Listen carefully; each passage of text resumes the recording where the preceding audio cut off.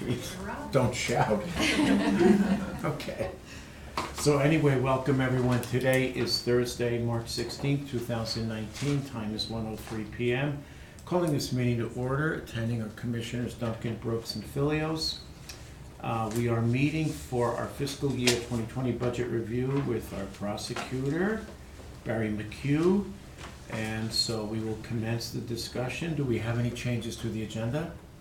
Hearing none. Barry, all yours. Thank you, Commissioners. Good afternoon. So I just want to introduce you to folks who are here with me. You all know Sylvia Proud, Sure. Director of HR.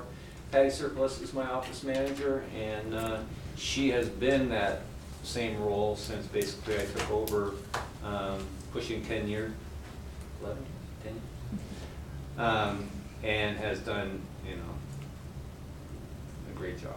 Okay. She's really the one who not only does my budget, but is my budget hawk in the office, and she does a great job of keeping me in out of trouble online.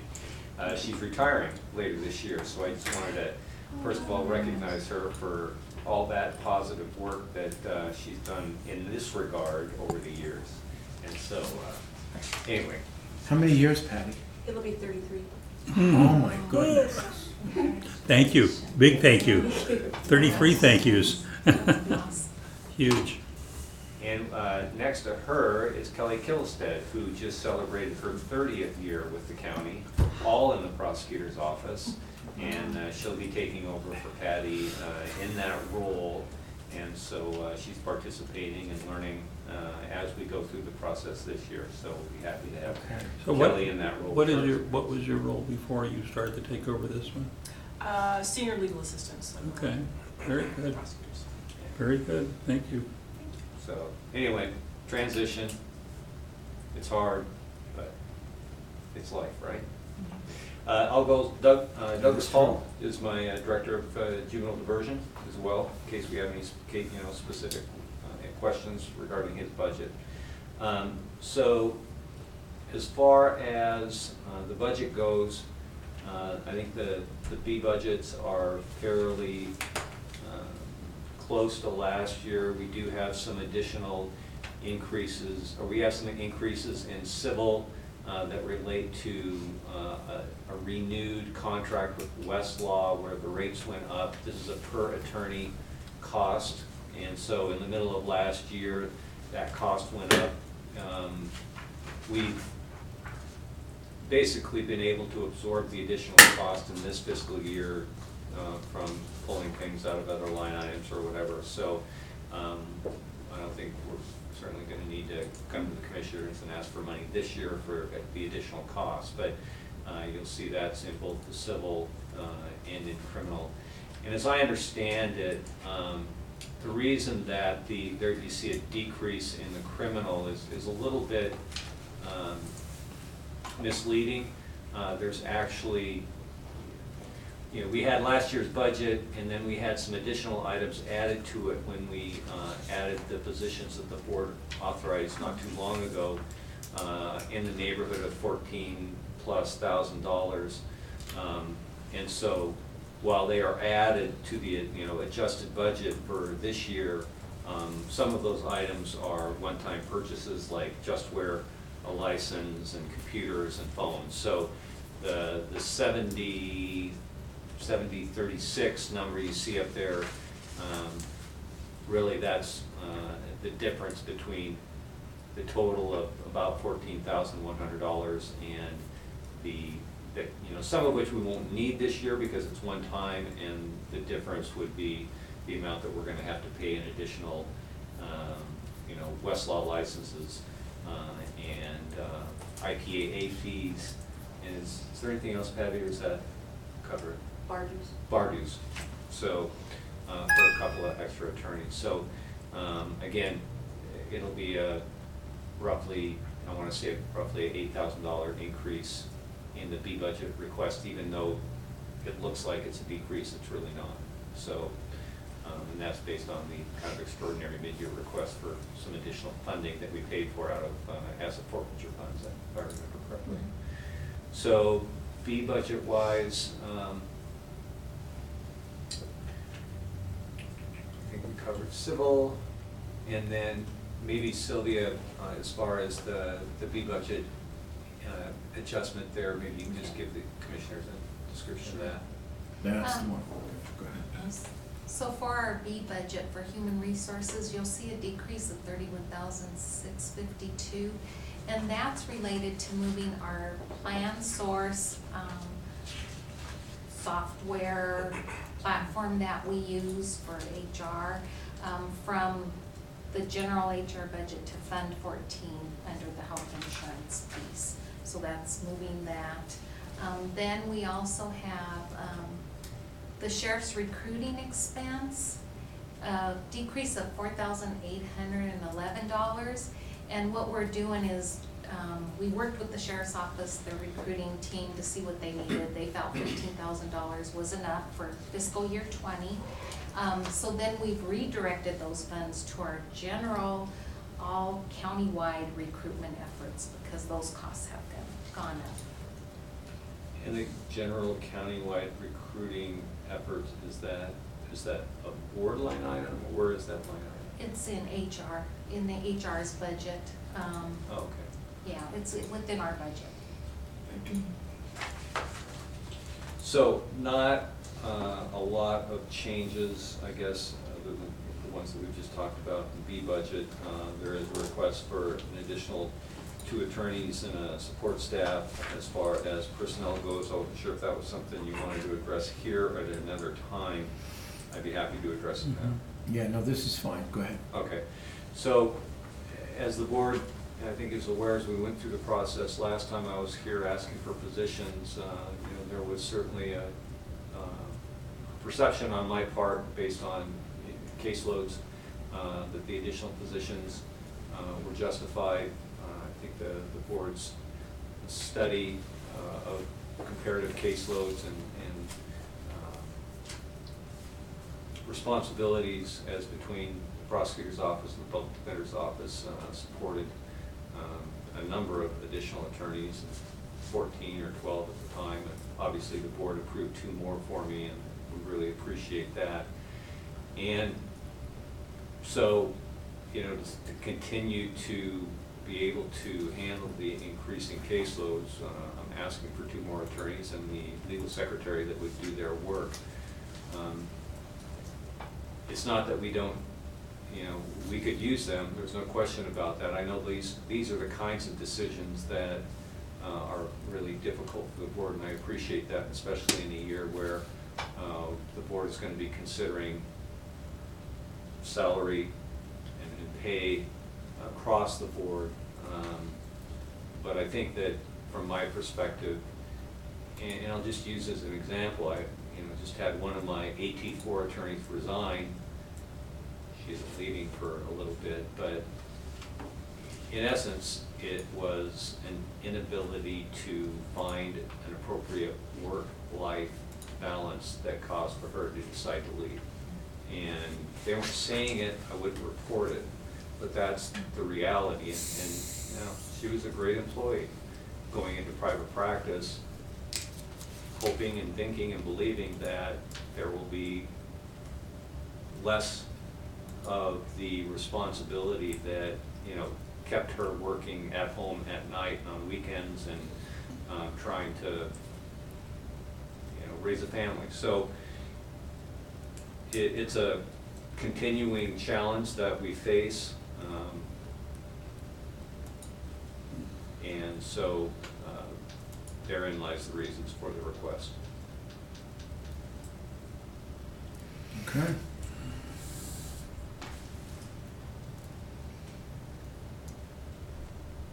Keep going.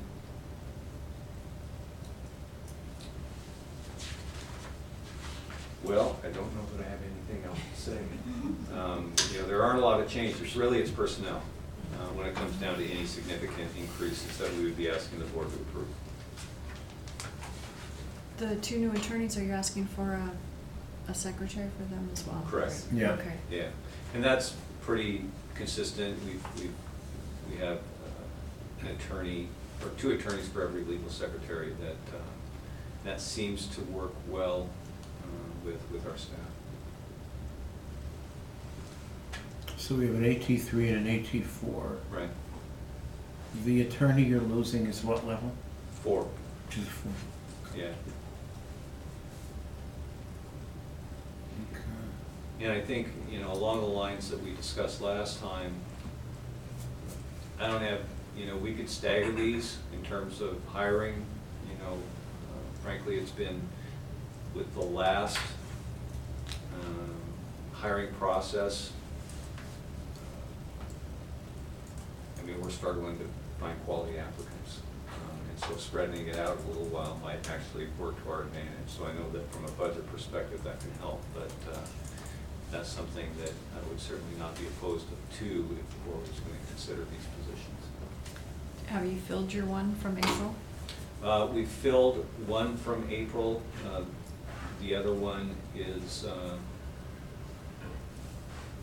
we're going to re-advertise. We're going to re-advertise it with a position that's now vacant. Oh, okay. Frankly, we didn't find any applicants that we liked enough to hire. And interestingly enough, the one that we filled is somebody who moved here from Virginia with her husband who transferred with the FBI.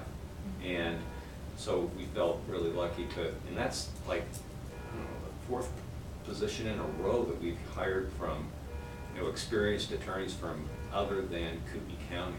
So it's been a kind of a different dynamic from our experience in the past, but we feel like we've gotten really lucky hiring some good people. Do they have to take the Idaho bar then? No, there's a reciprocity Reciprocity. arrangement where if you have a certain score on the multi-state bar exam, you can waive in, or with 5 years of experience, you can waive in. And the attorneys that we've hired have all How had about that? 5 years of experience, if I remember correctly. Yeah.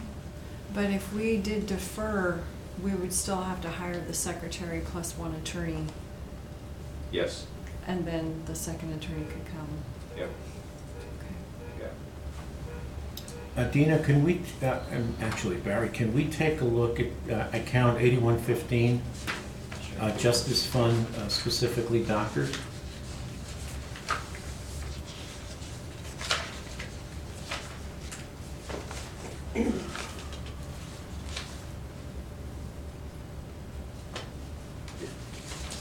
Bring it up, I don't have it in the paperwork, but I have it right in front of me. This one? That's it. When we look at the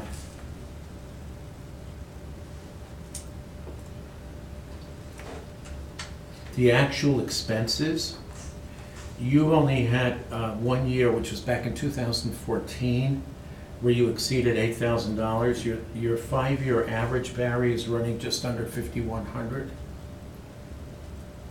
Your request, though, is for 8,573. Can we adjust that? Adjust it down? I Yeah. presume? Yeah, I think you could, and I will say that in large regard, you know, this is the situation where, you know, we'll come back and get board approval for expert witnesses. A lot of them are doctors, although we do have, you know, some fees, but I don't have any problem coming to the board and arguing for, or asking for additional funding for doctors and based on case needs. I really don't have any problem with that. Let me just make sure I'm not, you know, stepping in it here by asking, so I'll ask Patty, is there that number, is there something I'm missing? Most of our expert witnesses come out of 8251. Even though that money isn't being, that line item isn't being moved into 8251, the majority of our witnesses and expert witnesses come out of 8251. So we do use it, it's just allocated under a different line item.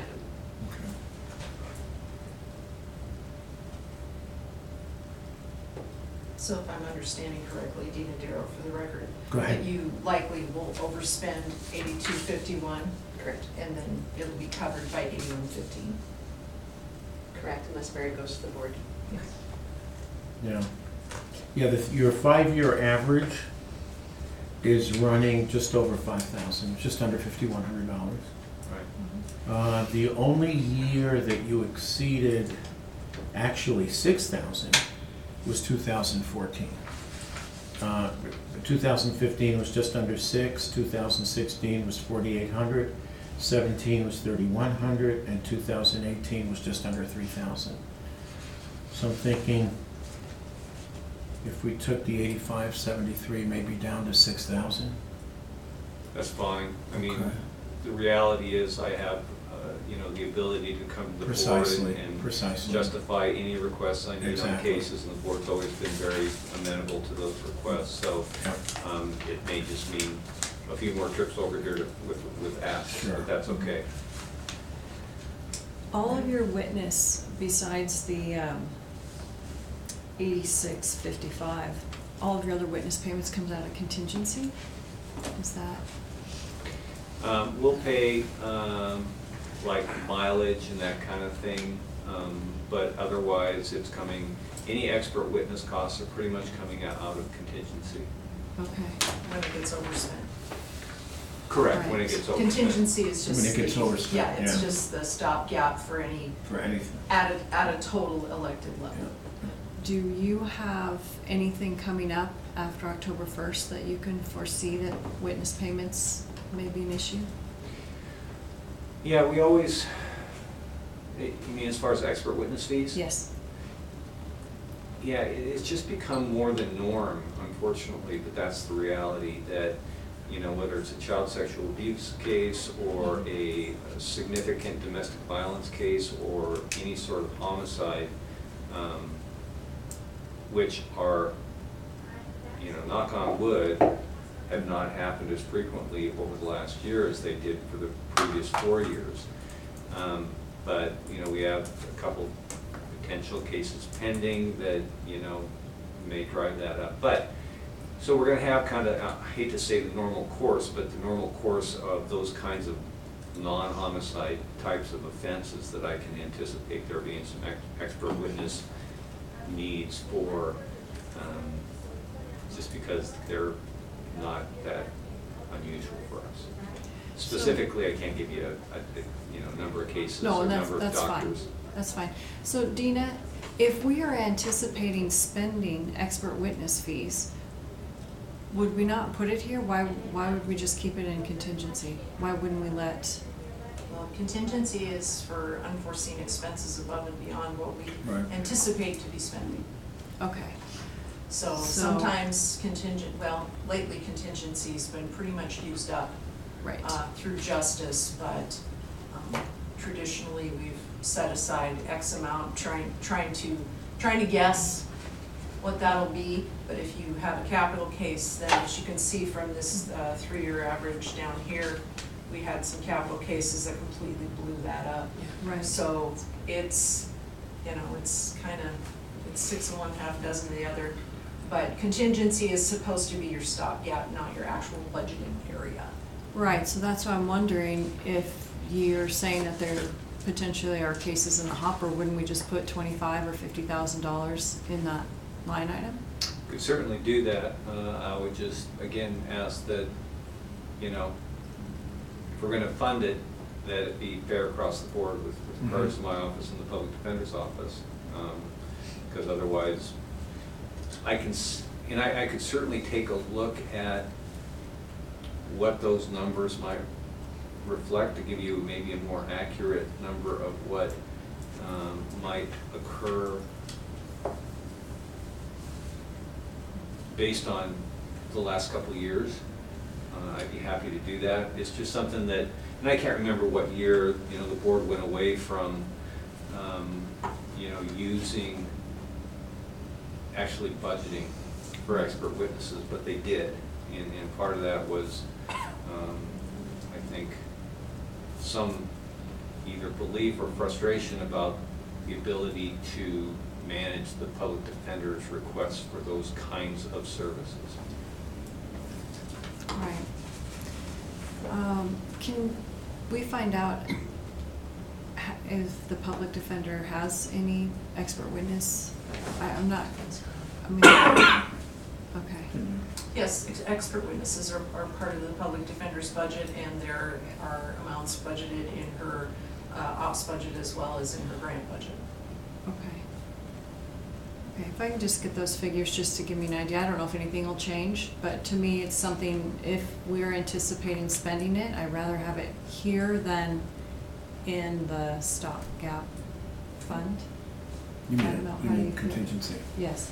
Well, what do you do, I mean, we did hear from the public defender. One of the things they came up with was they had a large budget for translation. What do you do? Language translation. Language translation. I think that was District court. District court. Okay, what do you do? I mean, that's gotta be something that, When it's necessary, you know, we can hire, there's a couple local translators who can come in if we have a witness that, you know, is needed and Mhm. we need to communicate in a, you know, in a meeting in our office. We've had people in our office, you know, most frequently it's Spanish, and so we've had a couple, both employees and interns who speak workable Spanish, and we've been able to kind of get by in that I regard. just wondered, that seemed to be a real big deal with the court. Yeah, they have more instances where that's necessary, and usually our opportunities to require those kinds of services are pretty limited, because the court always provides an interpreter for what's happening in court. Okay. That's, Outside of court, you don't seem to need a translator. Not, if we do, it's so unusual that we'd have to, we figure it out. Okay. Anything else? So Dina, can you make a notation on that line Sure. for doctors? Yeah, possible reduction. Oh, you've got it, thank you. Yeah. Okay. Any other questions? The only other thing, I guess we can just do this in deliberations later, is talk about staggering the new positions if they come Yeah, forward. yeah. I made a notation to that effect. Yep. So,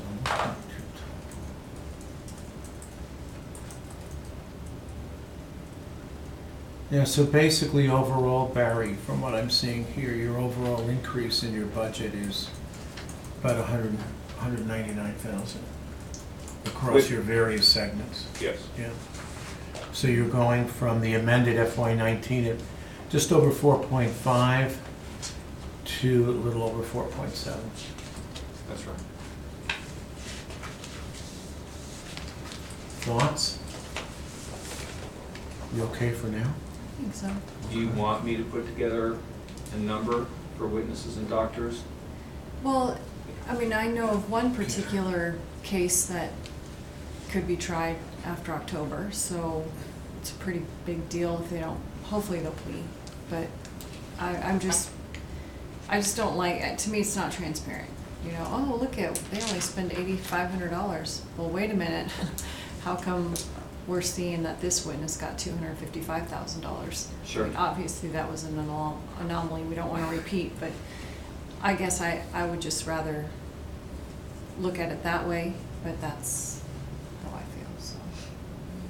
I like that you feel like you can come to the board of commissioners and say, hey, this has changed, I need some more here, and I think we have a lot of faith in you running your office to be able to go, okay, let's talk about that. And it's not a confrontational, adversarial type of. And from a transparency standpoint, what's the best approach?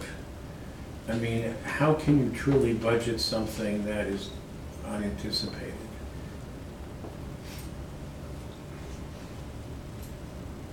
I think that we can look at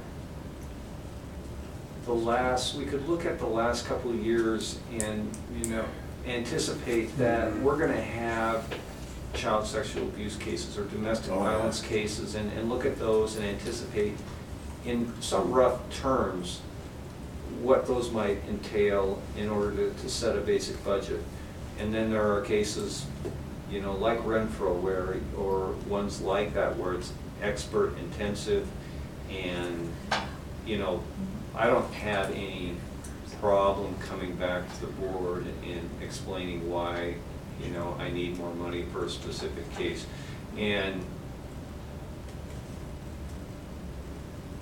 so, and I've never really had any, you know, I've never really had any problem being able to communicate what I need and why, because ordinarily I'm responding to a defense expert. Right. So it's, you know, it's kind of an already a known thing that it's not like I'm giving away a secret or something in terms of who I want to hire or why I want to hire them. So transparency wise, that's why I've never objected to coming back to the board.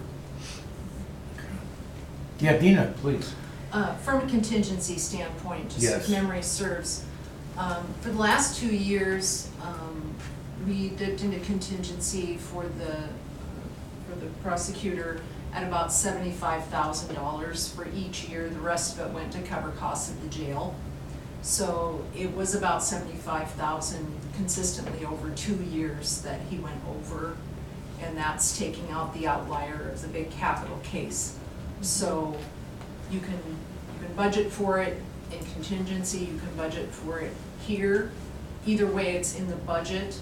But again, I think the prior boards just wanted to be consistent in the, you know, because things are so unpredictable and not over budget, and then have to try to balance that out, because So- it is just kind of all over the place. What's your preference again? Well, if contingency is just a line item that says contingency, how does the public know Good that point. our expert witnesses are in there? It just depends on where the spending is, and we put $500,000 of contingency in justice. Right. And we look at the justice fund and at the sheriff. Usually we look at all the elected groups, and then we see at the elected level who's overspent, and then we go to those contingency dollars. So we've used all of our contingency every year in justice. I mean, it's just something I think we can revisit, just to. Yeah, let's as take another things look clean at it. up. Yeah. As things clean up and we find Yeah. out about the public defender line items, then we can We'll revisit go from that. there, yeah. I think it's just a question of transparency. I think one of the dangers, to your point, Leslie, is when you have, it's too easy to use contingency as a one big bucket. And so, Slush public, fund. yeah, precisely. And that's the perception. That's the perception, precisely, yeah. It's the only thing contrary to that would be the idea that you put it in my line item, no one's gonna know what I'm spending it on. You know, unless they look at the payables, right?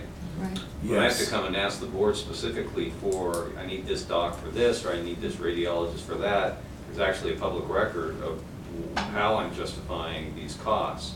So it's kind of a trade-off in terms That's of. a very good point. Of Very good point. where is it more transparent? Well, Good. if you're happy with the way it's working and you just want to come to the board for everything, I'm fine with that. I'm just thinking we are going to spend it, should be in a line item. So, that's Yeah, fine. I'm completely fine with it, with that arrangement. So we'll just take another look at it. That's what Okay. gives us time to think it through. All right, if you want more specific numbers, please just let me know and I can. I think the 75,000 is general enough. Okay. And that's, or I'm specific good, I'm enough. good with that. Mhm. Bill? The auditor can pull some trends, Okay, cool. just to Thank you. get your arms around it. Anything else? I did Yes, go sir. to a 5-day homicide class last week, and you'll be happy to know we don't live in Phoenix, where they have between 40 and 50 capital cases every year, 3 in trial last week. Not homicides, death penalty cases. Right. It's just Capital. incredible. Yeah. Can you imagine? I was shocked by those numbers. But, you know, it's obviously a big community, but still. Glad I don't How big get it. is Phoenix? What's their population? Anybody know?